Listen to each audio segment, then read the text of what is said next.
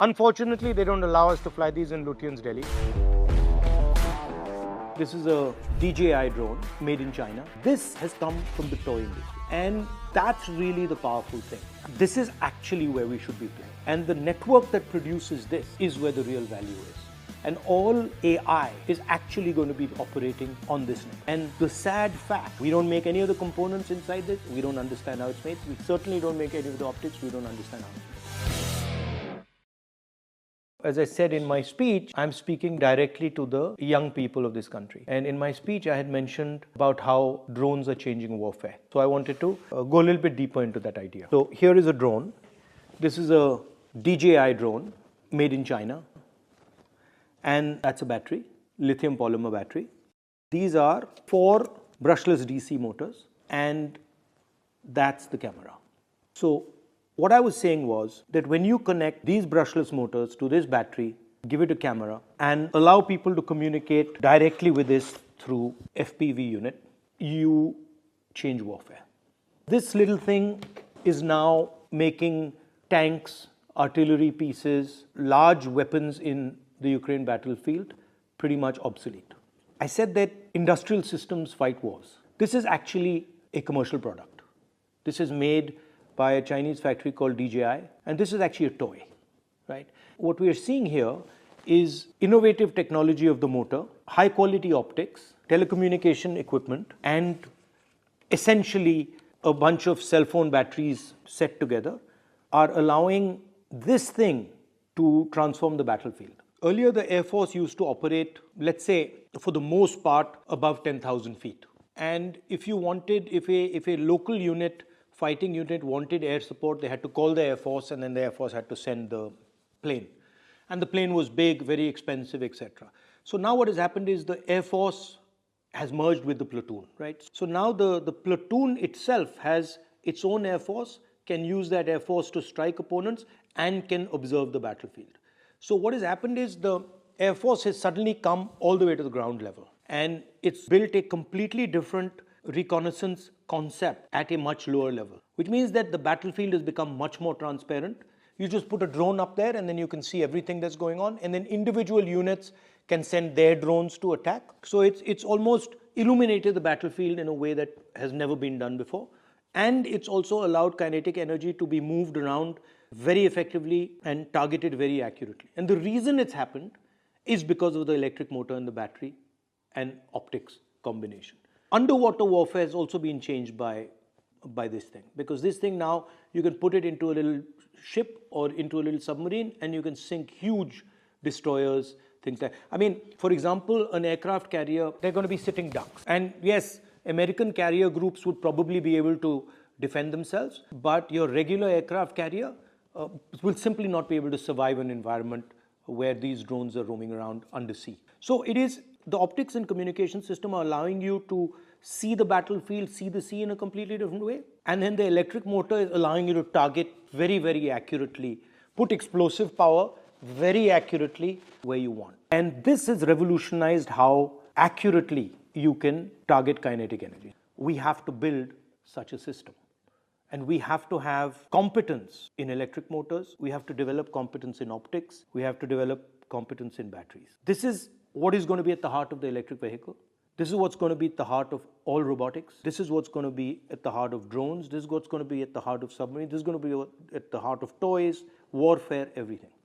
And the sad fact is that we're nowhere here. We don't make any of the components inside this. We don't understand how it's made. We certainly don't make any of the optics. We don't understand how it's made. And that's what my speech was getting at, that this is actually where we should be playing. And the network that produces this is where the real value is. And all AI is actually going to be operating on this network. So for example, when this thing is built, AI is going to be used to order how it's built. When this thing is used, AI will determine how it's used. So when I hear talks about, I heard the Prime Minister say we are going to be number 1 in AI. I mean, it's complete junk, because you cannot be number 1 in AI unless you have a production network, or not so effective, but at least you have consumption data. And India has given away its consumption data to large multinational companies, and India doesn't even play in the production space. And so that, what I was saying in the speech is actually it's an industrial vision. And it's essentially saying that we're going to move differently. The reason this thing is so powerful is it can go places that a missile can never go. It can go places a gun can never go. It can chase people, it can hide, it can go into jungles, it can do all sorts of stuff that other weapons cannot do. Right? So that's what we have to understand, that there's a new industrial revolution taking place, a new way of moving taking place. And it's going to be based on this circular motion. Essentially, it's going to transform everything. And what I want, or what I'd like, is that we have thousands and thousands of young Indian people who deeply understand this. And we have another thousands and thousands who deeply understand this. And then thousands and thousands who deeply understand this. And then we've got the core of an industrial system. The last generation industrial system was about mastering the internal combustion engine. And the tragedy right now is that we're talking about all sorts of stuff, but we're not talking about this. And this is, I want Indian imagination to fly like this thing does.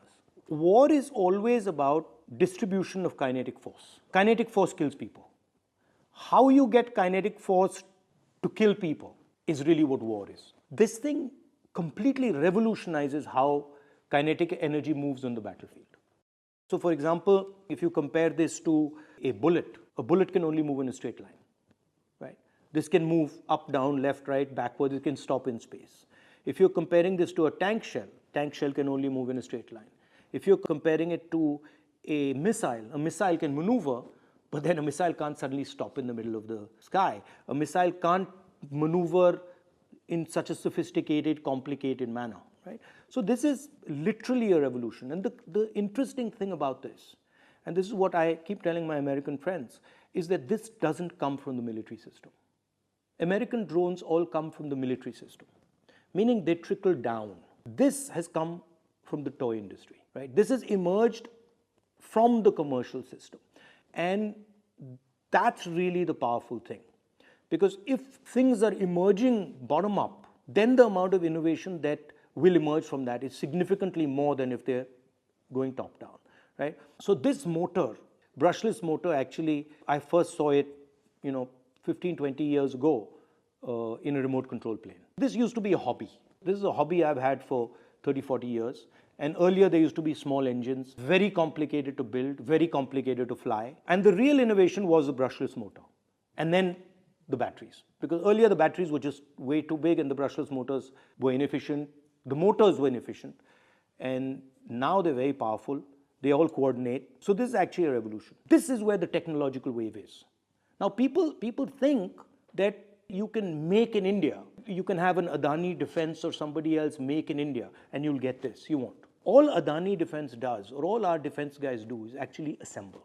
This emerges from a production network. This is the result of a production network. And that's what I'm talking about. I'm not talking about that we now sit and we get a company that makes something that looks like this. That's not really interesting, because this will be obsolete anyway. But if we have the network from which this emerges, then we will never be obsolete. We'll just be at the edge of the technology curve, right? Understands, for example, the importance of what these cameras do. This thing without this camera, ineffective as a weapon of war.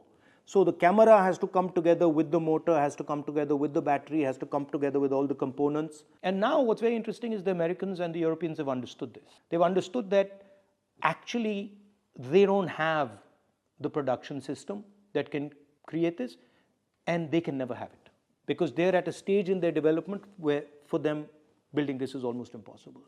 But we can do it, right? We have the engineering know-how, we have the scale, we can potentially develop a strategy where we become, if not masters, at least very competitive in this area. So that's the type of thing that my speech was trying to do.